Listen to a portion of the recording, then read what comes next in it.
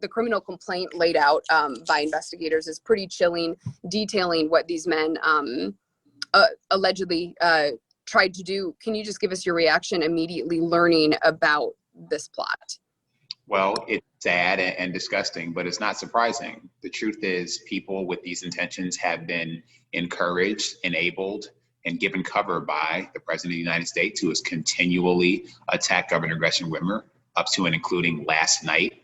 And the Michigan Republican Party leadership has also enabled this kind of behavior. The Senate Majority Leader met with militia groups, which I actually like to call really terrorist gangs, is a better way to describe them, met with them when they came to the chamber, to the Senate armed. I actually saw, if you recognize that two of those people who were arrested were actually in the Capitol with long guns. I saw them with my own eyes. And that same day, Senator Shirkey met with militia groups in the same Senate gallery. I mean, it really speaks to how they've been enabled by the Michigan Republican Party and by Republicans across the country. Lieutenant Governor, you actually called out President Trump this morning. You said, stop, enough is enough, following his Twitter response to Governor Whitmer after this alleged plot was made public. You know, your words for him, how do you think he has responded after learning about this alleged plot? He's responded in the only way he knows how, which is to sow more division, to encourage more violence, and encourage more destruction of our democratic ideals and people's personal safety. He is a threat, as I said in that tweet, he is a threat to American life. He has shown that in his failure to take seriously coronavirus, even though he literally has it and has been a super spreader of the virus in Washington, D.C. and in the White House and amongst his staff and Secret Service. But he doesn't take life seriously in terms of what's happening with the American people or the people of Michigan. His values don't match ours, and I believe it's why Michigan will go a different way in the presidential election. And we'll instead elect someone who is going to be there and empathetic to people. Notice the difference. Joe Biden and Kamala Harris, they just called the governor to ask if she was okay, whereas the president attacked her. Governor Whitmer this morning called the men who were arrested for their role in this alleged plot part of a domestic terrorist group. You mentioned that these men were seen at the Capitol. You said you saw them with your own eyes. There's been a photo circulating of two of these men at one of those protests this spring in Lansing. What's it like for you knowing they were that close? Well, it just tells you that we should not allow guns in our Capitol. And the State Capitol Commission has shirked its responsibility to be able to use their authority to make that choice. The Michigan Republicans who lead the legislature, both Senator Shirkey and the Speaker of the House, they have failed in their leadership to ban guns and safety. Those men had semi-automatic weapons. If they would have made a different choice at that time, they could have released fire. As part of what their plot it has been to storm the Capitol, overthrow the government, take hostages. They could have done that right then because they were in the Capitol with those weapons. So really there's a failure of leadership from the Michigan Republicans in the legislature and the State Capitol Commission to take action to keep people safe in the Capitol. It's not just lawmakers. You know, people, children come visit the Capitol on tours every day. We have staff working at every level, not just in lawmakers' offices.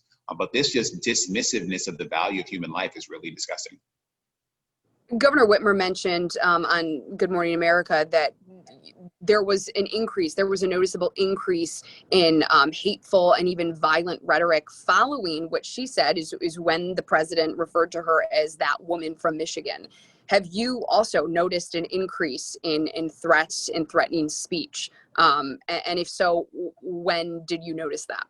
Yeah, absolutely. Every time the president turns an evil eye toward the state of Michigan, these things increase. And, you know, I have things sent to my home or other threats made. So we take this very seriously, and we are very, very, very thankful that our law enforcement professionals are good at what they do.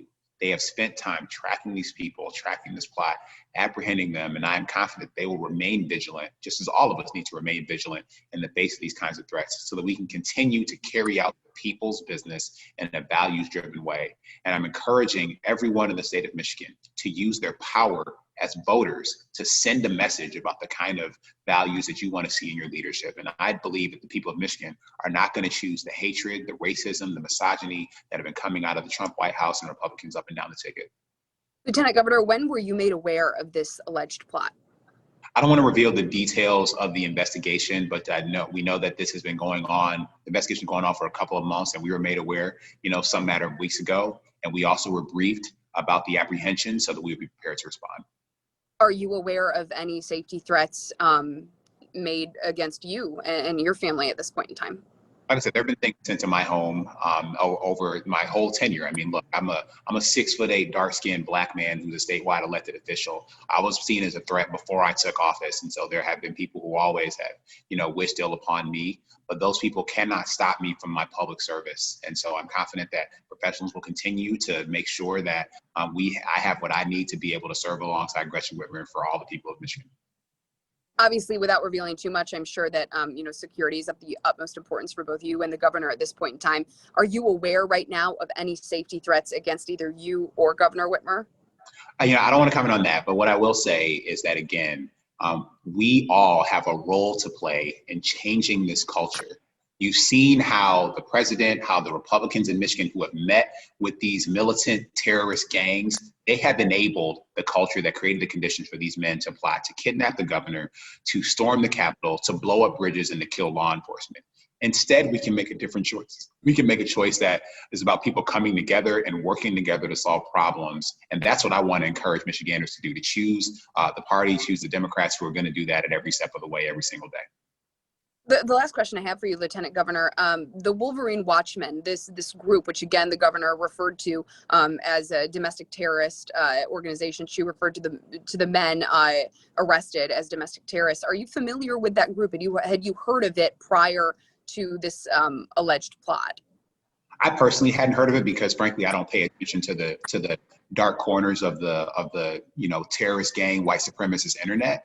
But I know that our law enforcement has, and that's why I'm thankful for their vigilance, their diligence, how thorough they take these investigations and how seriously they take these investigations. And this was coordination, with the federal government, federal law enforcement, FBI, or United States attorneys from both the Eastern and the Western districts.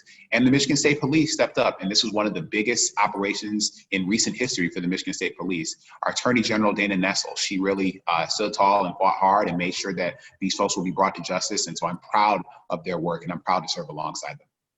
We are now just weeks away from the general election. Is there concern that there will be increased threats? We've heard calls to have poll watchers for those who believe that voter fraud will be an issue in November. Is there concern that there will be more safety threats like this?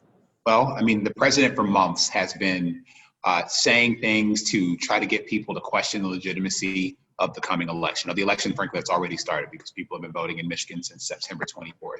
And that has created space, both rhetorically and in actions, for people to be able to think up plots like this one to try to disrupt the elections and the electoral process. So I don't expect that to stop because I don't expect the president to stop. Look, he attacked Governor Whitmer last night. He's not going to stop being who he is, which is a danger to our democracy and to American life. So I think we have a responsibility, however, to stand in the face of that without fear, and instead with the fortitude to press on to make sure that we vote our values and vote them out of office. Lieutenant Governor, thank you very much for your time. I appreciate it. Thank you for having me.